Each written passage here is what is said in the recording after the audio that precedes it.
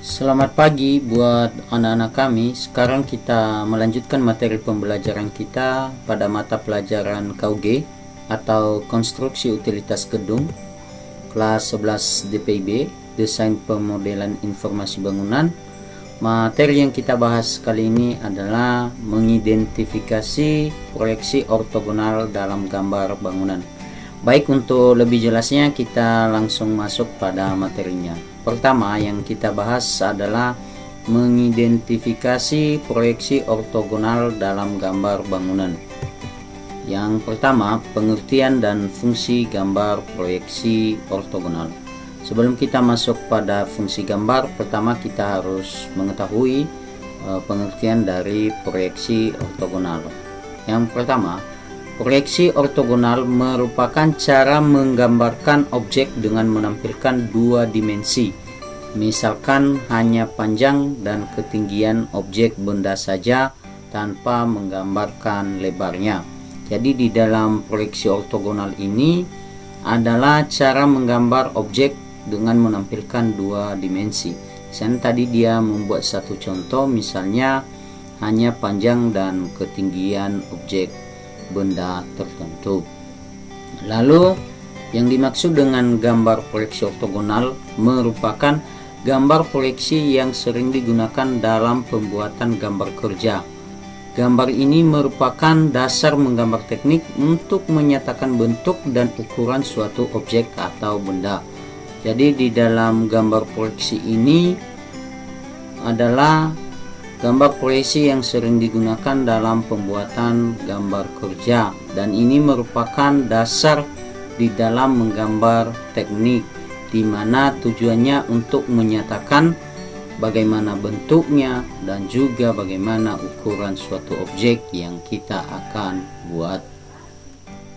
Selanjutnya, apa itu fungsi gambar proyeksi ortogonal? Berikut ada beberapa fungsi gambar proyeksi ortogonal adalah sebagai berikut. Yang pertama adalah untuk mendapatkan ukuran garis yang sebenarnya. Jadi di dalam gambar proyeksi ortogonal ini fungsinya agar kita mendapatkan ukuran garis yang sebenarnya, contohnya berapa ukuran garisnya. Kemudian fungsinya yang kedua adalah untuk membuat bentuk yang sebenarnya, contohnya bagaimana bentuk yang kita akan buat. Dan fungsi ketiga gambar proyeksi ortogonal ini adalah untuk membuat gambar kerja dengan menyajikan gambar dari beberapa sudut pandang. Jadi ini mengenai sudut pandang. Yang pertama tadi, fungsi gambar proyeksi ortogonal ini bisa kita dapatkan dari ukuran garis, kemudian kedua bentuk yang sebenarnya, dan ketiga adalah dari sudut pandang yang sebenarnya. Itu fungsi gambar proyeksi ortogonal. Dalam penggambaran proyeksi ortogonal dapat disajikan 6 gambar yang dilihat dari 6 arah sudut pandang, yaitu yang pertama adalah atas. Jadi di dalam penggambaran proyeksi ortogonal ini ada beberapa sudut pandang yang bisa kita lihat atau yang kita gambar. Yang pertama adalah dari sisi atas, kemudian yang kedua dari sisi bawah, kemudian ketiga dari sisi depannya, keempat dari sisi belakangnya, kelima dari samping kanan, dan keenam dari samping kiri. Jadi di dalam penggambaran proyeksi ortogonal ada 6 gambar yang kita lihat dari 6 arah sudut pandang. Selanjutnya, macam proyeksi ortogonal. Ada 2 cara penggambaran proyeksi ortogonal, yaitu yang pertama adalah cara Eropa dan kedua adalah cara Amerika. Yang pertama, proyeksi Eropa. Yang dimaksud dengan proyeksi Eropa merupakan proyeksi yang letaknya terbalik dari arah pandangannya.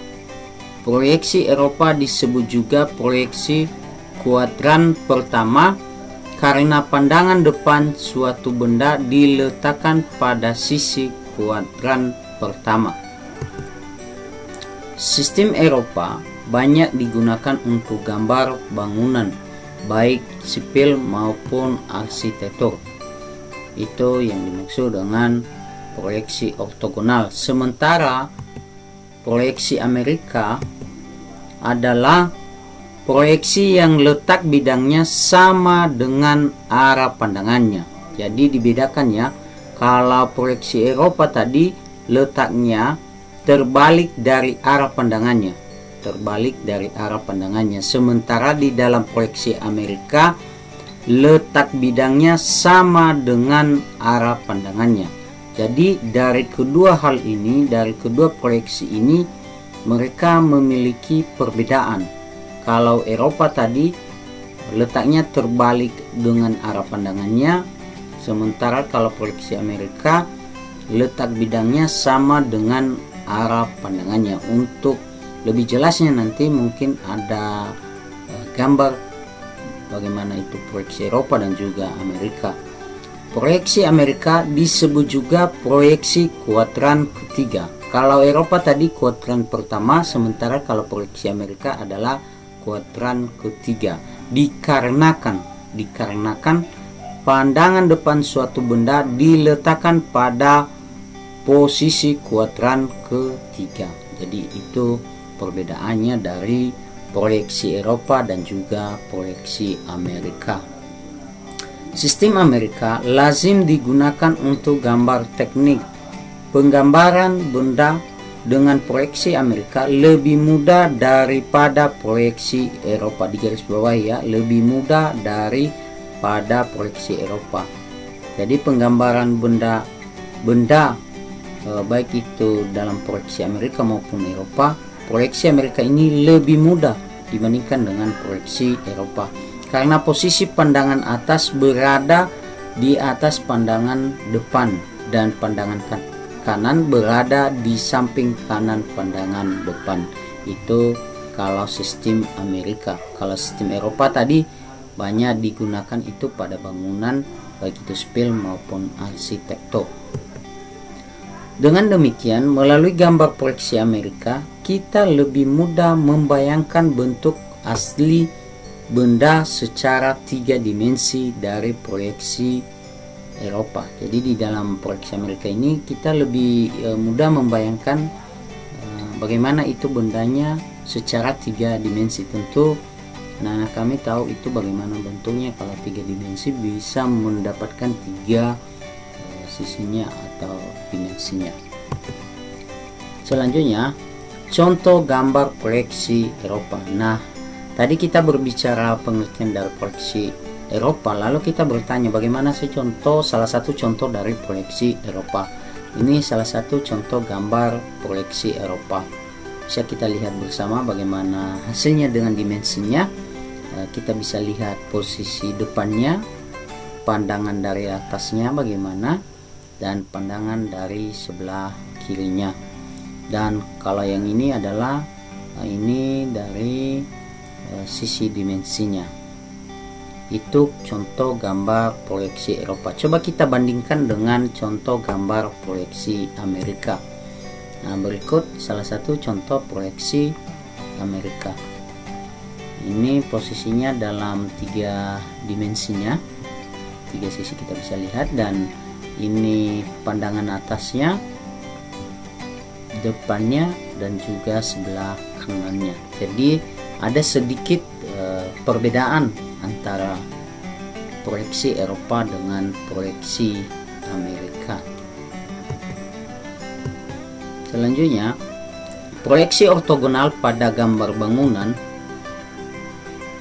Gambar kerja bangunan lebih banyak menggunakan proyeksi ortogonal atau 2 dimensi karena lebih jelas untuk menyajikan ukuran-ukuran. Sekarang kita masuk pada site plan. Site plan adalah rencana tapak atau sering juga disebut denah situasi. Pengertian site plan adalah gambar 2 dimensi yang menunjukkan detail dari rencana yang akan dilakukan terhadap sebuah kaveling tanah, baik menyangkut rencana jalan, utilitas air bersih, listrik, dan air kotor, fasilitas umum, dan fasilitas sosial. Itu yang dimaksud dengan site plan. Berikut salah satu contoh gambar site plan. Nah, di sini di gambar site plan ini bisa menunjukkan di mana letak bangunan atau dena yang kita rencanakan. Dengan adanya site plan, kita bisa mengetahui di mana letak bangunan yang akan kita buat atau yang kita rencanakan. Contohnya di mana jalur jalan yang dilewati dan denanya menghadap di mana. Itu yang dimaksudnya dengan site plan. Selanjutnya, yang kedua adalah gambar dena. Gambar dena merupakan tampak atau potongan atau penampak mendatar suatu bangunan yang dilihat dari atas ke arah bawah seperti dengan gambar potongan. Jadi di dalam gambar dena itu merupakan tampak potongan mendatar dari suatu bangunan yang terlihat dari atas ke arah bawah. Gambar dena yaitu dari sebuah rumah utuh kemudian dilakukan pemotongan atasnya sehingga tampak sebuah dena. Dalam dena biasanya terdapat keterangan nama dan ketinggian suatu lantai bangunan atau elevasi bangunan, dimensi dan skala, simbol bahan bangunan dan keterangan lainnya. Tentu di dalam dena harus disertai juga dengan nama. Maksudnya di sini nama ruangan, setiap ruangan pada dena tersebut. Kemudian ketinggian suatu lantai, contohnya pada kamar mandi itu lantainya turun berapa elevasi ketinggian lantainya, dan juga di ruangan-ruangan lainnya. Kemudian dimensinya disertai dengan skalanya. Gambar dena itu skalanya berapa disertai dengan simbol bahan bangunan seperti arsiran-arsiran yang terdapat pada dinding dan juga pada garis lainnya. Berikut salah satu contoh gambar dena. Di sini ada gambar dena, ada bagian-bagian ruangannya. Gambar dena ini ada ruang tamu, kamar tidur, ruang keluarga, tempat cuci, kamar mandi, dan lain-lain. Kemudian selanjutnya bagian C, gambar tampak.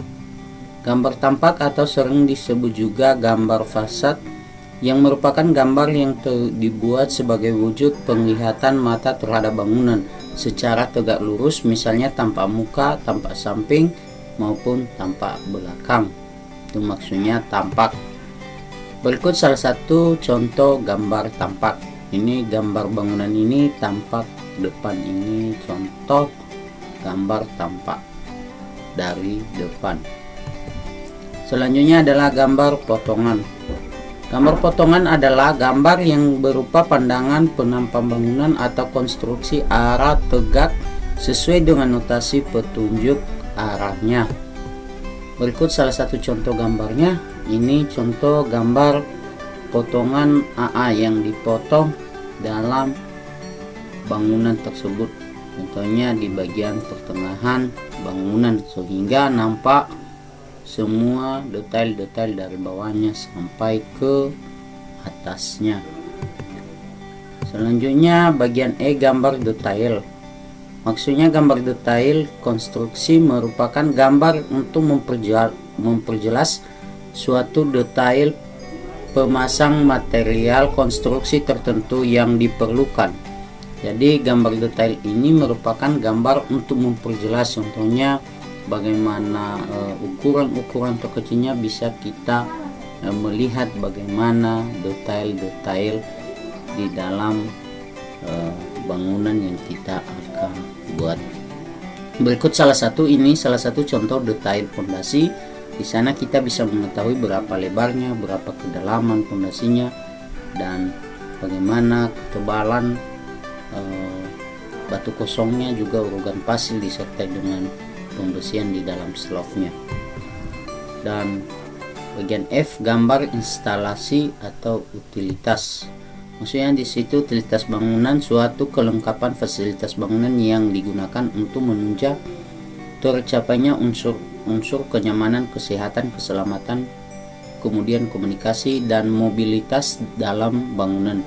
Yang mengatakan di sana unsur-unsur kenyamanan, kesehatan, keselamatan. Berikut salah satu contoh gambar dari utilitas. Contohnya di sini ini instalasi listrik.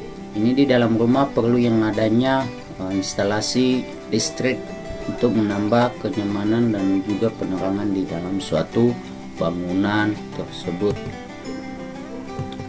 Jadi demikian saja pertemuan kita kali ini. Kita akan bertemu kembali pada pertemuan selanjutnya. Kembali saya sapa kita, selamat pagi, ya ahohu.